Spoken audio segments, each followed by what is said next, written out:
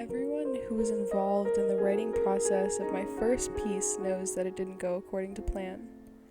Where I fell short was in leading my audience to a conclusion, to making them reach a rather arbitrarily set climax without assisting them there. See, I wanted to make my audience feel as this scene makes me feel. I do realize that not everyone becomes euphoric upon seeing a rat, but I hope you get the point. I mean, to be a rat experiencing cheese for the first time, that is how I wanted my readers to feel. I like to think of it in the context of this Oscar Wilde quote, being that life imitates art far more than art imitates life. Remy is the art here, and I truly yearned for life to imitate the art, but it fell through because I had the expectation that life would imitate art if I used some particularly grandiose, garish vocabulary to somehow prove that the key to euphoria was through the passageway of a dictionary. Though I really like to look at it more from the perspective that at first art will imitate life, but then life will imitate art, and the conclusion that Wilde missed being that life will then find its very existence from the arts. Without the inspiration or the art, life wouldn't exist. I wouldn't be able to write a shitty paper to reflect on in a hopefully unshitty video essay. So therefore, the reference behind modern works, modern affairs, modern life don't merely act as the inspiration, but as the pure reason for their existence. Without art cannot exist euphoria.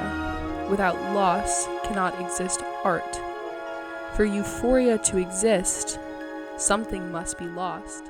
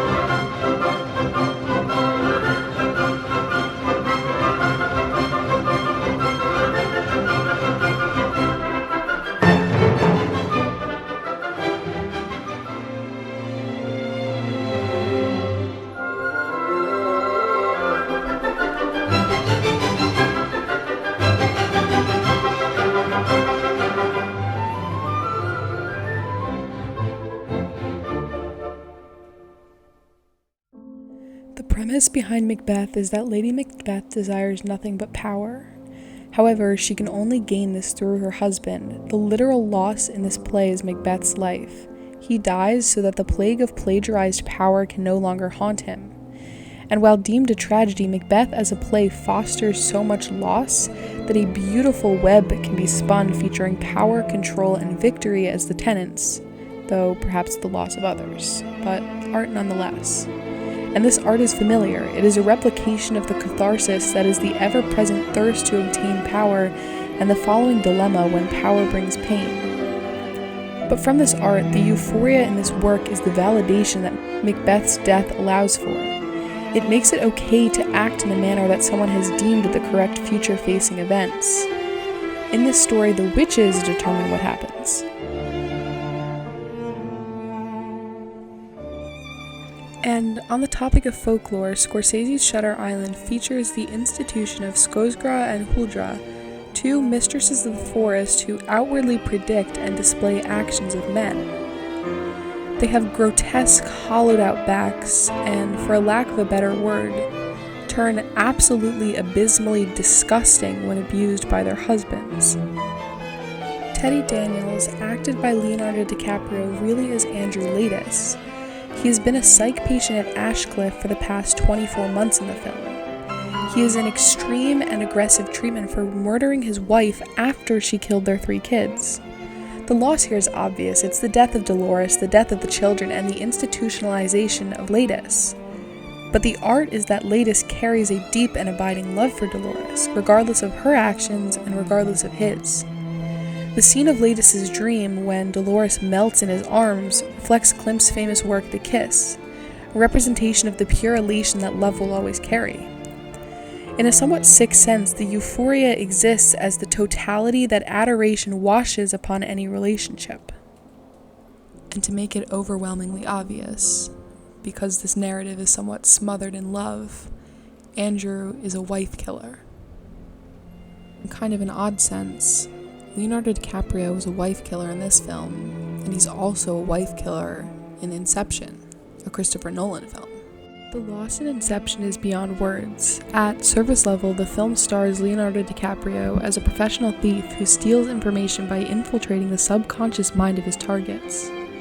The loss of Cobb's wife, Moll, revealed that she was convinced that she was still dreaming and had created a situation where if he chose not to join her, he would be incriminated in her death and he would lose custody of their children.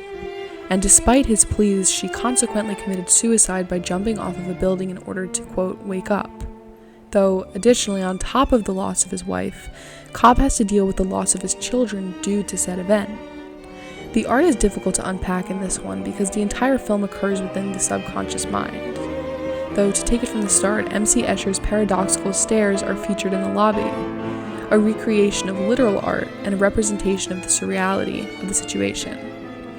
And the more metaphorical art and euphoria is the release from the perpetual cycle of dreams that Cobb is in because he has accepted that without Moll and his children, life in a dream is just as desirable as the real life on the outside. I honestly don't know where this puts me, and I could probably make a cliche conclusion on the basis that even when the world is spinning at terminal velocity in the wrong direction, one can always find elation, but I don't think that's a fair assumption to make. I think that three pieces exist to life: the loss, the art, and the euphoria, and that to literally live as a human being, one must possess all three, considered a subconscious prereq to existence, and that by association, art can be found in agony, ecstasy can be found in exertion, and loss must occur to catalyze either of these duos. The art must occur before the euphoria of life, and so therefore life imitates art far more than art will ever imitate life. And to put it back into terms of Ratatouille, I can say with absolute confidence that Remy's abandonment, aka his loss, created the art that entranced Ego into euphoria he had never been able to experience, and entranced me into the belief that maybe anyone can cook, even my dad.